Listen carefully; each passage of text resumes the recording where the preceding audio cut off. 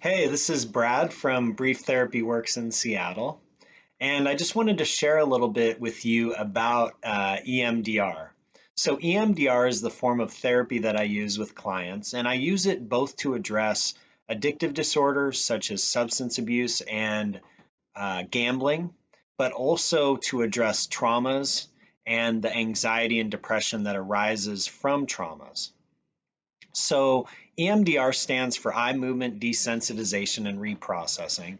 And what it is, it's a technique that was created by Francine Shapiro in the 1980s as a way to decrease how upset a person feels about a traumatic memory. So that's the D or desensitization part of EMDR. To give you an example, let's say somebody was in a car accident and when they think about it right now, they're upset at a level of 8 out of 10, with 10 being the most upset that they could be.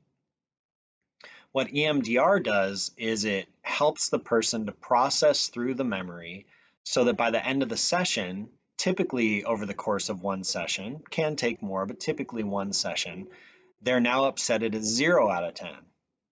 Now, that alone would be unbelievable. Someone who's been tormented by memories of this car accident is now not bothered. They can think about it and it doesn't bother them. It has been completely desensitized. So they're not sensitive to it anymore. But EMDR is cool because it takes it a step further, and that's the R or the reprocessing portion of EMDR. And what the R means is that the person now is not only are they not upset, but now in the reprocessing, they actually connect a positive belief or a positive cognition to the formerly traumatic event. So if the initial negative belief that the person had related to the trauma was, I can't keep myself safe, the positive cognition might be, I can keep myself safe. And so what EMDR does then is it connects that positive cognition with the formerly traumatic event so that now when the person thinks about the traumatic memory, what comes to mind is I can keep myself safe. So the person becomes truly free, liberated from the torture of this memory. And how it works is normal memories, non-traumatic memories, are processed during our sleep, during REM sleep, rapid eye movement sleep. And that's why we can go to bed upset about something and then wake up in the morning and feel refreshed. But with traumatic memories, they don't get processed during REM sleep. They tend to get stuck in fragments in our right brain. And what that means is that typical talk therapy just doesn't work. And you know this if you've ever gone in for talk therapy, that you might feel better temporarily at the end of the session, but you still feel the same way. You still avoid going into cars. You still are stuck. So you're treating maybe a little bit of the symptoms, but you're not getting to the root cause.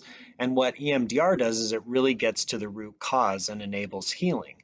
And so by mimicking what REM sleep does, mimicking the rapid eye movement portion of REM sleep, that traumatic memories could be manually processed in a way that they could not be processed during sleep. And so her initial approach used eye movements. And when I do this, this is the movement that I make as the client is sitting across from me as a way to process through the memories. But there's also other forms of bilateral stimulation that you can use. So what I use currently could be tapping on the legs, could be the butterfly hug, could be tapping on the shoulders, could be through the use of paddles that vibrate left, right. But there's something to that bilateral stimulation that allows these traumatic memories to be accessed and then worked through and healed. And so it's truly a beautiful process.